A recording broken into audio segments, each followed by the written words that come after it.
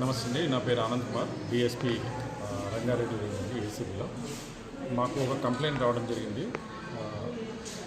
దాంట్లో ఏంటంటే కళ్యాణ లక్ష్మి పథకం ప్రకారము మ్యారేజ్ అయిన కపుల్స్ ఎలిజిబుల్ కండిషన్స్ అన్నీ ఉన్న వాళ్ళకి 1,116,000 రూపాయలు గవర్నమెంట్ కళ్యాణ లక్ష్మి పథకం కింద ఇవ్వడం జరుగుతూ ఉంది. దాని ప్రకారం వాళ్ళు అప్లై చేసుకున్నారు. ఇక్కడ మోత్కూరులో ఉంటారు.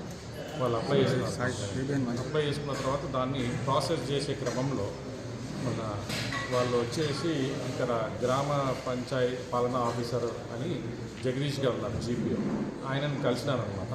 కలిస్తే ఆయన నేను అది ప్రాసెస్ చేస్తున్నాను, నేను మీదే వచ్చింది, నా దగ్గరికి వచ్చింది, అది ప్రాసెస్ చేయడానికి 6,000 రూపాయలు కావాలి అని చెప్పి ఆయన డిమాండ్ చేయడం జరిగింది.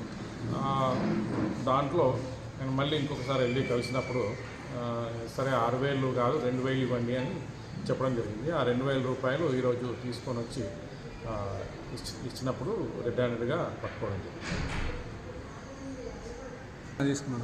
ఆయన పైన వేరే ఎలిగేషన్స్ కూడా వచ్చినాయి. అవన్నీ కూడా మేము ఎంక్వైరీలో భాగంగా ఎంక్వైరీ చేస్తున్నాము. దాంట్లో ప్రాసెస్లో ఉంది. కొంచెం రెప్యుటేషన్ కూడా కొద్దిగా బ్యాడ్గా ఉంది. దానివల్ల కూడా ఈరోజు